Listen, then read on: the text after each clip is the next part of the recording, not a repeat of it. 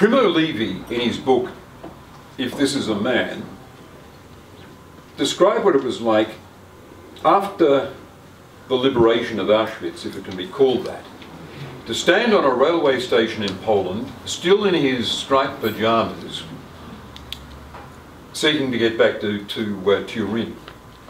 And there's an encounter where Poles saw him, strangely dressed, gathered around him and asked him where he was, where he'd come from.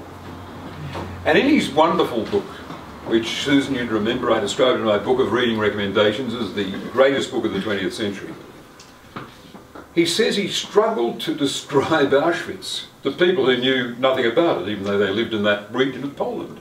How do you describe it? And then he felt terrified. He felt this horror that from time to time had gripped him and his friends back in the lager.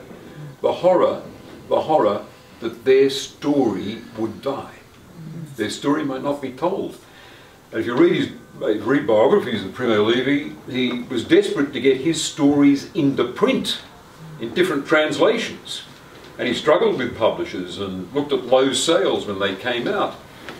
One translation was lousy, the German translation, ironically, was brilliant. But what he was terrified of, the thing that made him wake in a cold sweat, was the notion that his story and that of his lost friends in Auschwitz would be lost for all time.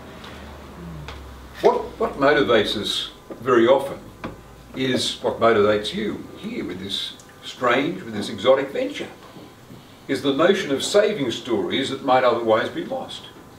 I've been in a bookshop and I've looked, for example, under B for Anthony Burgess, a novelist my generation liked very much for a period, and there are none of his books there. None of the books there, they've all vanished. If you read his autobiography, you see how rich and colourful an existence he had, and how he was one of those old-fashioned, self-educated, what's the word I'm grabbing for? Polymaths like Norman Mailer and Gore Vidal. To think of those stories going.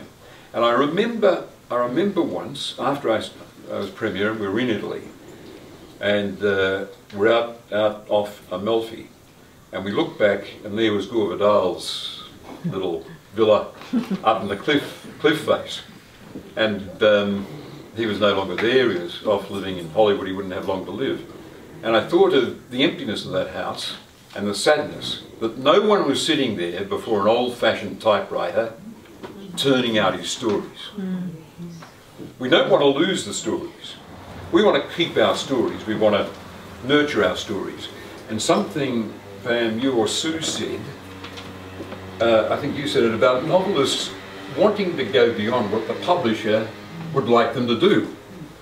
And I remember old Colleen McCulloch had the great burden of having written that bestseller, The Thornbirds, and then having the publishers beg her, nag her, lobby her for a second Thornbirds.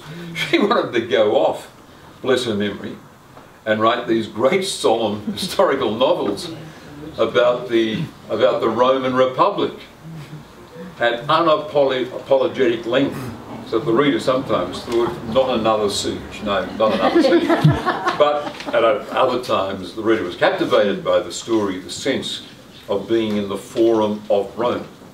So that's a grand example, actually. The publisher wanted her to do one thing, but she was intent on a different vision, and sure, she wasn't going to have trouble getting it into print.